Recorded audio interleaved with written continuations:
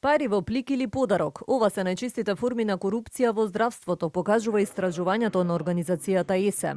Да се дојде до термин операција или до болнички кревет се најчестите причини за кои се дава подкуп. Дел од испитаниците во анкетата кажале дека сами се понудиле, во други случаи им било побарано подкуп. Истражувањето исто така покажало дека корупцијата во здравството е нормализирана појава, а за дел од испитаниците подарокот е гест на изразување благодарност. Ние кога ќе појдеме на лекар веќе сме спремни дали кредит да земеме со намера да се најде термин и да платиш, битно е нешто да понудиш. Мажот ми појде во еден кафич и му ги даде парите на докторот. Откако му ги дадовме парите, веднаш се најде термин за операција, а претходно ми велеа дека нема термин, нема анестезиолог. Ова се дел од искуствата на испитаниците во анкетата што ја спровела организацијата ЕСЕ. Здравствената заштита се сведува на трансакција во која што тие што имаат средства и можат, ќе платат и ќе добијат, оние што немаат ќе останат за жал без навремена здравствена заштита, што ја продлабочува нееднаквоста во пристапот до здравствената заштита.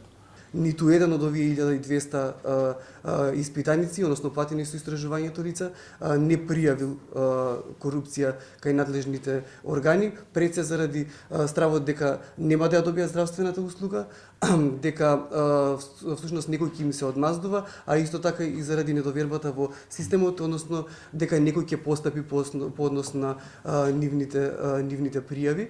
И министерот за здравство ги охрабри граѓаните да пријавуваат кај него злоупотреби, но и после една година од постоењето на онлайн алатката за пријави, нема информации што е превземено и колку од пријавите се процесуирани. Имаме информации кои што се сега за нас материјал за понатамошно постапување. Процентуално не можам да ви кажам, нити реално и не знам дали нашата канцеларија знаете дека имаме луѓе кои што се бават со тоа.